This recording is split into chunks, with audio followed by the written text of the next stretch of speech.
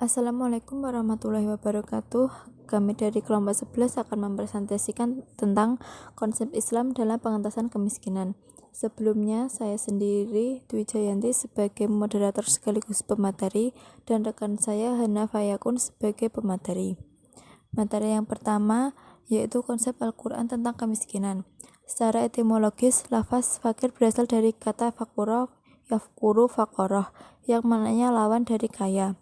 Sedangkan secara terminologis, banyak ulama yang mengemukakan makna terminologis tentang fakir. Salah satunya pendapat Abi Abdullah Al-Qurtubi ketika menginterpretasikan Quran Surat Al-Taubah ayat 60, yang artinya sesungguhnya zakat itu hanyalah untuk orang-orang fakir, orang-orang miskin, pengurus-pengurus zakat, para mu'alaf yang dibujuk hatinya, untuk atau memerdekakan budak, orang-orang yang berhutang untuk jalan Allah, dan untuk mereka yang sedang dalam perjalanan, sebagaimana sesuatu ketetapan yang diwajibkan Allah. Dan Allah Maha Mengetahui lagi Maha Bijaksana. Secara etimologis, lafaz miskin merupakan isi masdar yang berasal dari sakana yaskunu, sukun atau miskin.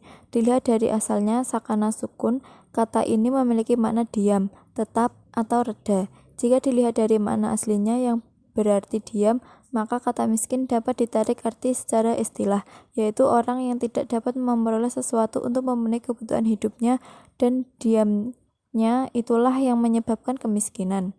Orang tersebut dapat memperoleh sesuatu dikarenakan ia tidak bergerak dan tidak ada kemauan atau peluang untuk bergerak.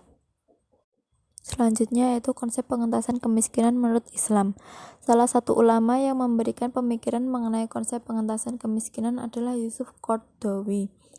6 sarana yang ditawarkan pengentasan kemiskinan versi Yusuf Qaradawi sebagai berikut. Yang pertama yaitu bekerja. Yang dimaksud dengan bekerja menurut Qaradawi adalah suatu usaha yang dilakukan seseorang atau bersama orang lain untuk memproduksi barang atau memberikan jasa. Yang kedua yaitu jaminan sanak famili. Menurut Qaradawi, untuk mengangkat harkat manusia, Islam memiliki syarat yang orisinal dan jelas yaitu bekerja. Akan tetapi ada beberapa kenyataan manusia-manusia yang tidak mampu bekerja seperti orang yang lemah, anak-anak kecil, orang yang sudah tua renta, orang yang sakit dan cacat, atau mereka yang tertimpa bencana sehingga tidak mampu bekerja. Yang ketiga ada zakat. Tidak semua orang miskin mempunyai kerabat. Apa yang dapat dilakukan oleh mereka yang lemah seperti anak yatim, para janda, ibu yang sudah tua renta, atau ayah yang sudah uzur, mereka yang buta, dan mereka yang cacat, sedang mereka tidak memiliki saudara. Menurut Qaradawi, Islam tidak pernah melupakan mereka. Secara tegas dan pasti, Islam telah menentukan hak mereka dalam harta yang berada, yaitu berupa zakat. Yang keempat ada jaminan Baitul Mal. Khasanah Islam atau Baitul Mal merupakan harta milik negara, baik yang berupa harta benda, sarana dan prasarana yang dikendalikan dan menghasilkan jasa pelayanan, maupun perusahaan milik negara, serta sektor-sektor yang menyangkut hajat hidup orang banyak, pajak dan 1/5 dari harta rampasan perang. Selain zakat merupakan sumber utama dari Baitul Mal. Yang kelima ada kewajiban di luar zakat. Ada beberapa kewajiban selain zakat yang menurut Qaradawi merupakan sumber bantuan yang cukup signifikan bagi kaum fakir dan miskin dalam rangka menghapus kemiskinan. Beberapa di antaranya adalah hak tetangga. Allah SWT memerintahkan melalui kitabnya untuk menjaga hak ini. Yang kedua, berkurban pada hari raya kurban. Yang ketiga, denda karena melanggar sampah.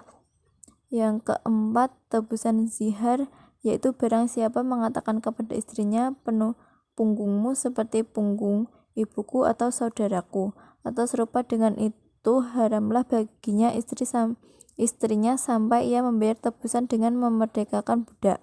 Yang kelima ada tebusan bersenggama dengan istri bulan Ramadan. Yang keenam ada fidyah, kelompok orang yang tidak kuat melaksanakan ibadah puasa. Yang ketujuh denda haji. Yang kedelapan kewajiban melengkapi kebutuhan fakir miskin. Dan selanjutnya ada sedekah sukarela dan kemurahan hati individu. Islam tidak hanya menetapkan berbagai kewajiban dan ketentuan di kalangan pengikutnya, ia pun berupaya menciptakan jiwa yang bersih, pemurah, dan penyantun. Kepada umatnya, ia mengajarkan kerelaan untuk memberikan lebih dari permintaan, melaksanakan kewajiban lebih dari tuntunan, mengeluarkan tangan tanpa diminta, dan berinfak dalam keadaan lapang maupun sempit, dengan sembunyi-sembunyi maupun terang-terangan. Selanjutnya yaitu strategi pengentasan kemiskinan menurut Islam. Jadi dalam strategi pengentasan kemiskinan Islam memiliki berbagai prinsip-prinsip terkait kebijakan publik yang dapat dijadikan panduan bagi program pengentasan kemiskinan dan sekaligus penciptaan lapangan kerja. Ini ada 5 antara lain sebagai berikut. Strategi yang pertama, Islam mendorong pertumbuhan ekonomi yang memberikan manfaat luas bagi masyarakat. Dalam mencapai hal tersebut melalui 2 jalur utama. Yang pertama, pelarangan riba, dan yang kedua, mendorong kegiatan sektor real. Pelarangan riba secara efektif akan mengendalikan inflasi sehingga daya beli masyarakat terjaga dan stabilitas perekonomian tercipta. Pada saat yang sama, Islam mengarahkan modal pada kegiatan ekonomi produktif melalui kerjasama ekonomi dan bisnis seperti mudharabah, musyarakah, dan musakot. Dengan demikian tercipta keselarasan antara sektor real dan moneter sehingga pertumbuhan ekonomi dapat berlangsung secara berkesinambungan. Yang kedua, Islam mendorong penciptaan anggaran negara yang memihak kepada kepentingan rakyat banyak. Dalam sejarah Islam, terdapat 3 prinsip utama dalam mencapai hal tersebut, yaitu yang pertama disiplin fiskal yang ketat, yang kedua tata kelola pemerintahan yang baik, dan yang ketiga penggunaan anggaran negara sepenuhnya untuk kepentingan publik. Selanjutnya yang ketiga, Islam mendorong pembangunan infrastruktur yang memberi manfaat luas bagi masyarakat. Islam mendorong pembangunan infrastruktur yang memiliki dampak eksternalitas positif dalam rangka meningkatkan kapasitas dan efisiensi perekonomian.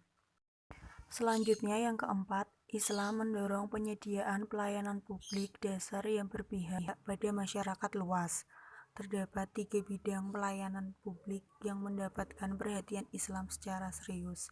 Yang pertama birokrasi, yang kedua pendidikan, dan yang ketiga kesehatan. Yang kelima, Islam mendorong kebijakan pemerataan dan distribusi pendapatan yang memihak kepada rakyat miskin. Terdapat 3 instrumen utama terkait dengan distribusi pendapatan.